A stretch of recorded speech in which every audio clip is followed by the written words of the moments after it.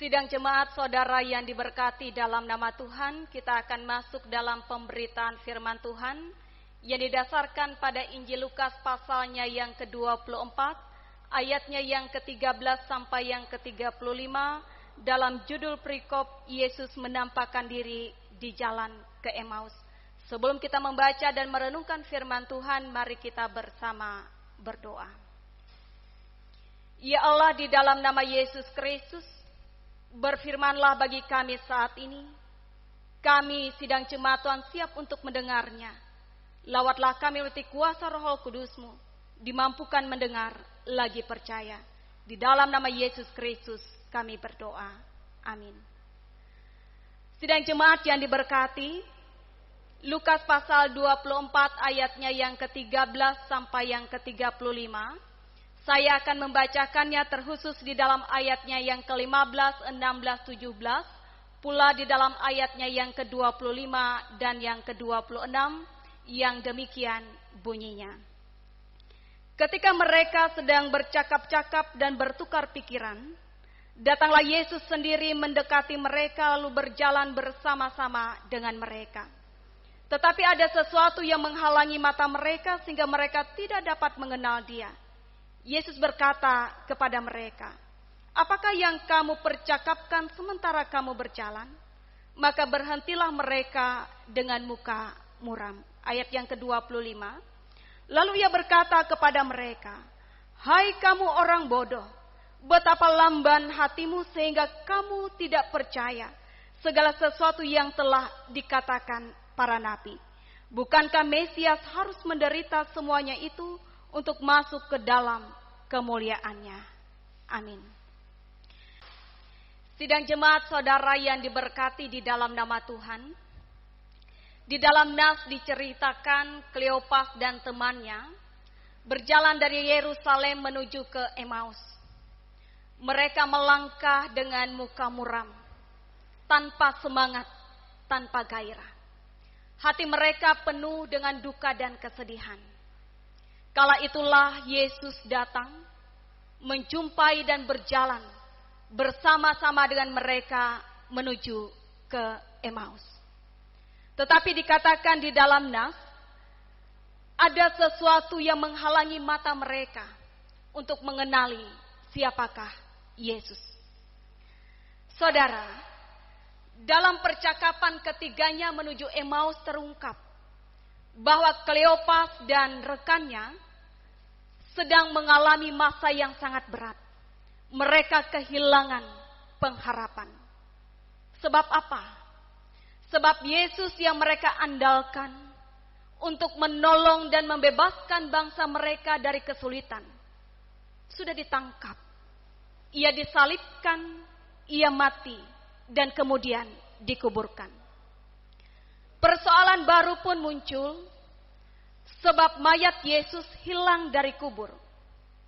Para perempuan dari kalangan mereka berkata sudah bertemu malaikat yang menyatakan bahwa Yesus hidup. Para murid Yesus yang lainnya pun ada yang berangkat ke makam, dan benar, makam telah kosong, mereka tidak menjumpai Yesus di sana. Saudara, apa reaksi Yesus mendengar keluh kesah Kleopas dan temannya? Di dalam ayat yang ke-25 dengan keras dan tegas, Yesus memperingati Kleopas dan rekannya dalam suatu kalimat. "Hai kamu orang yang bodoh, betapa lambannya hatimu sehingga kamu tidak percaya segala sesuatu yang telah dikatakan para nabi." Saudara, inti daripada persoalan yang dialami oleh Kleopas dan murid Yesus dalam kemelut yang mereka hadapi tidak lain dan tidak bukan hanya satu hal, yakni hati mereka lamban untuk menjadi percaya, untuk mengimani Yesus dan kuasanya. Di dalam kitab suci telah diberitakan bahwa Mesias memang harus menderita semuanya sebelum ia masuk ke dalam kemuliaannya. Dan Selanjutnya dikatakan lalu Yesus menjelaskan kepada mereka apa yang ditulis tentang dia dalam seluruh kitab.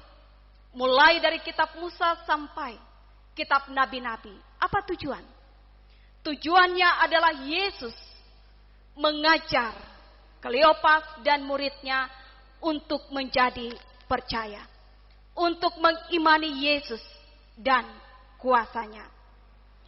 Saudara, saat ini semua kita mengalami masa-masa yang sulit.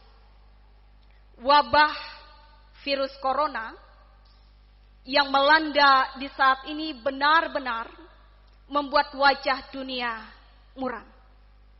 Ruang gerak kita dibatasi, pekerjaan kita banyak yang terbengkalai, tidak bisa dikerjakan sebagaimana mestinya. Penghasilan berkurang, banyak yang di PHK, banyak yang kekurangan makanan minuman. Dan terkhususnya, kita sebagai orang percaya, ini adalah minggu ke-6. Kita bersama-sama tidak bisa beribadah dalam persekutuan umum seperti biasa. Membuat hati kita benar-benar merasa berduka dan sedih. Menapaki jalan kehidupan saat ini. Dan tentunya mungkin terbersit dalam pikiran kita, tanpa corona saja hidup sudah sulit. Ditambah lagi wabah corona, hidup yang sulit ini semakin melilit kita semua. Saudara yang terkasih, hari ini kita benar-benar ingin diingatkan melalui kebenaran firman Tuhan. Yang pertama, bukalah mata iman kita dan lihatlah bahwa kita menjalani semuanya ini tidak sendiri. Yesus sedang berjalan bersama-sama dengan kita. Ia mendengar keluh kesah kita. Ia ada bagi kita, mengerti dan peduli akan apapun yang kita alami di hari ini. Dan yang kedua, ingatlah akan firman Tuhan yang dituliskan dalam kitab suci. Dan belajarlah untuk tetap percaya. Imani bahwa Tuhan dan kuasanya tiada batasnya untuk menolong dan menyelamatkan kita. Dan yang ketiga, ingatlah, persoalan utama dalam kehidupan kita bukanlah corona atau kesulitan-kesulitan lain yang menyusulnya. Tapi persoalan utama kita adalah, adakah hati kita tetap percaya dalam masa senang, dalam masa sulit, dalam kehidupan kita. Sebab itu, pada saat ini, mari kita tetap bertekun dalam firman Tuhan, di dalam kasih dan kuasa-Nya. Tuhan Yesus memberkati kita semua. Amin.